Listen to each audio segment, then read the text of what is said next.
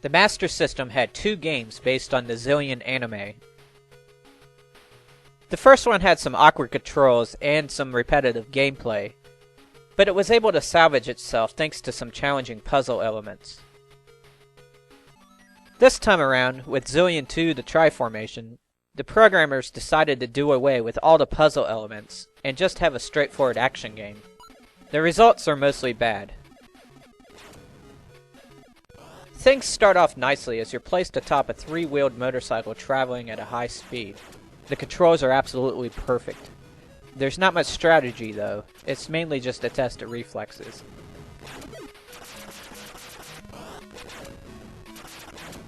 It's crucial to snag the power-ups that increase your gun power and fill your life gauge.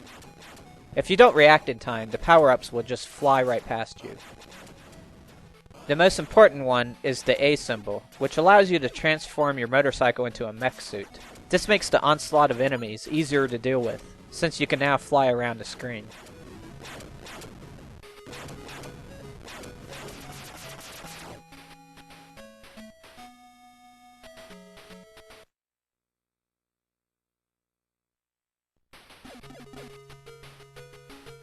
In the next stage, you're just walking around with nothing but a gun in hand.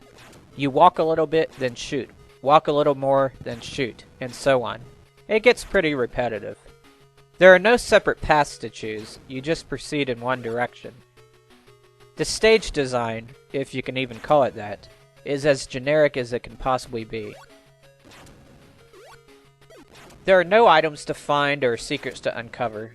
Twice in the game you do get to free a hostage, but all you do is walk into the room, touch them, and then walk out. I guess you're stuffing them into your pocket or something.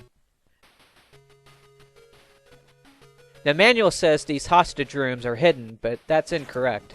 They're along the way, and there's no way you can miss them. There are boss fights at the end of the walking stages, but none of them are terribly exciting.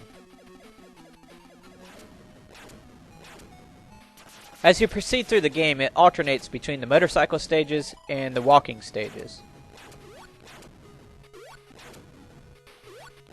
Since you'll need to constantly shoot, and there's no auto-fire, I recommend using a turbo controller. Genesis controllers can be used on most Master System games, by the way. You could swap out your guy with one of the 2 people you rescued, but only in the motorcycle stages. You do this by hitting one of the buttons on controller 2, which is extremely awkward to do in the middle of the fast-paced action. Besides refilling your energy gauge, there's really no other purpose to perform the switch, so the full potential of the feature feels wasted. There are some frustrating parts in Zillion 2, but I wouldn't call the game difficult. When you have to use a continue, beware of the way the programmers have it set up. When it says game over, you need to hit up on the control pad and hit button 1. That's the only way to get the continue option to appear. If you forget to hit up and instinctively hit a button to get past the game over screen, then you're screwed. That about covers it. From beginning to end, there is not much enjoyment to be found in Zillion 2, so I can't recommend it to anyone. Hope you enjoyed the review. I'll see you next time.